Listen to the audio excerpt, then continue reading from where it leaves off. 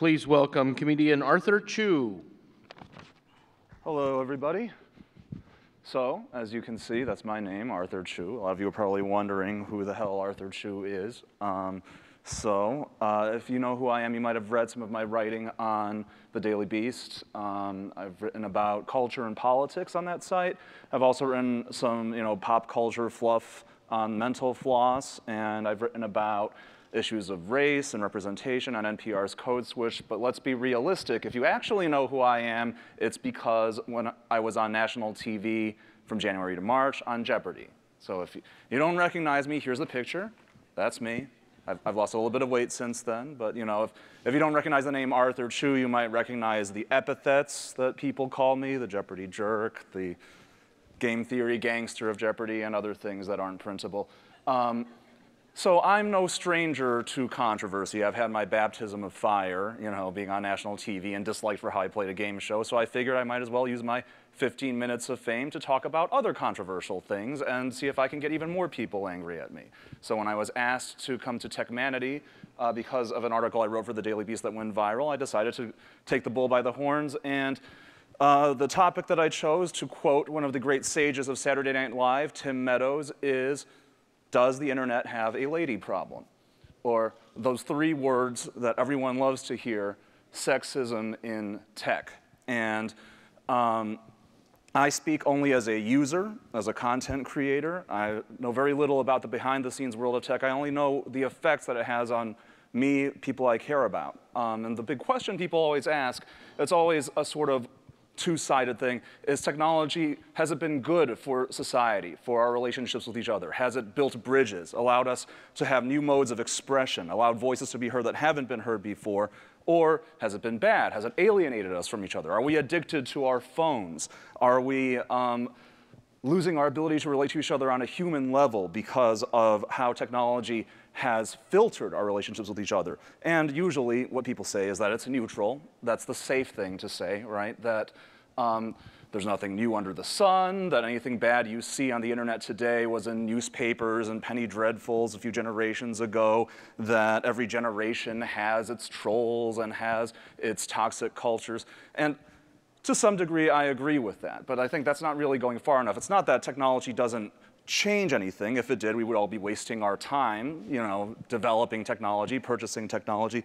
The issue is that technology is a force multiplier. Technology takes whatever it was you were doing, and the whole point of having tools is to allow you to do it better, more efficiently, with more power behind it.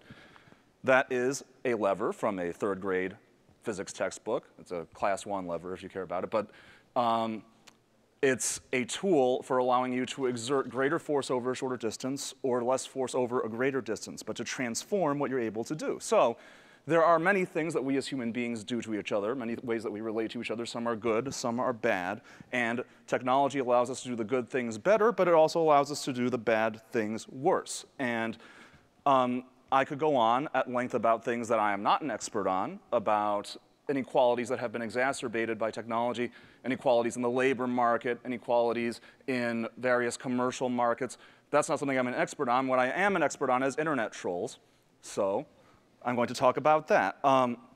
There was a writer, Amanda Hess, who had a piece that went up in the Pacific Standard, Why Women Aren't Welcome on the Internet, which was very useful because it put together a lot of things that people have studied over the years. So many people say this is a subjective issue. There is an organization working to halt online abuse, or WOA, which is the best acronym in the world, that found out that 72.5% of the complaints about online harassment that they gathered in their study came from women. That there was a Pew Research study that said that 5% of women they asked said that internet harassment had made them afraid for their personal safety. And finally, if you want a study, the University of Maryland, and this is an old study, 2006, but it actually went viral on Twitter a little while ago after I'd finished writing this, so obviously I'm prescient.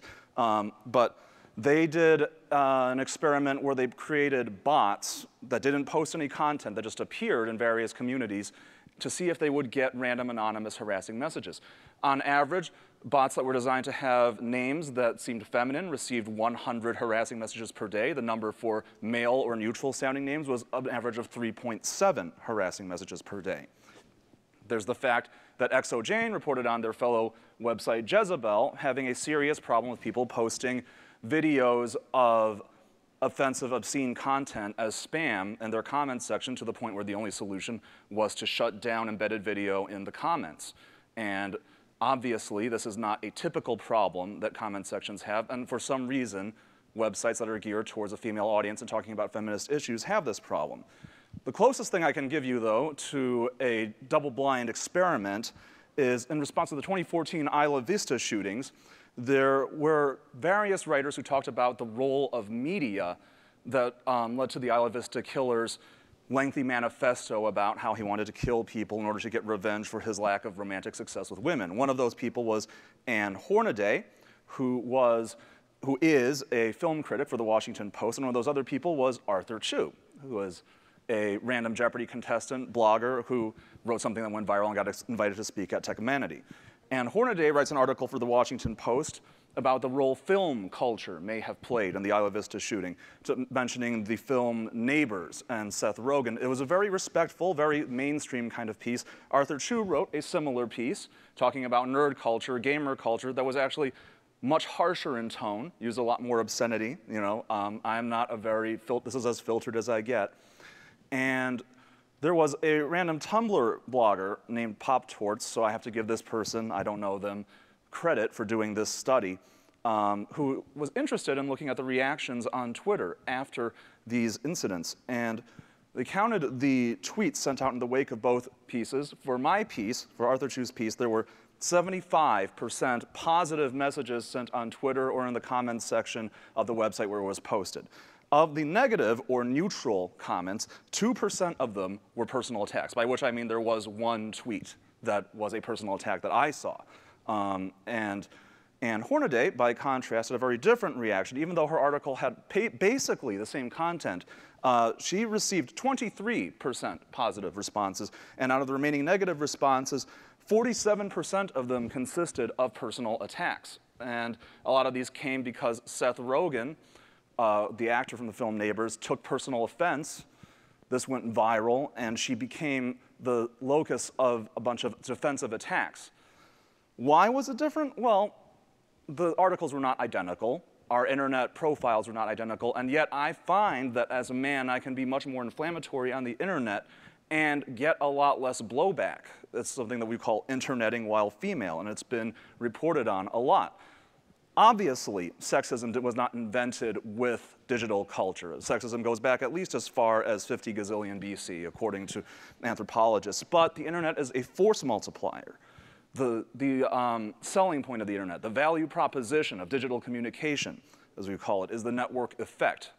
Or if you're an economist, the network externality. That the more people who use a given platform, the more valuable that platform becomes. The value of the internet is in the social web. It's not the tool itself, it's the capacity that tool gives you to form connections with other people. And as we all know, in a web, every time you add a node, the number of connections each node can make to other nodes does not grow linearly, it grows exponentially. So the internet is not a force multiplier, it's a force exponentiator.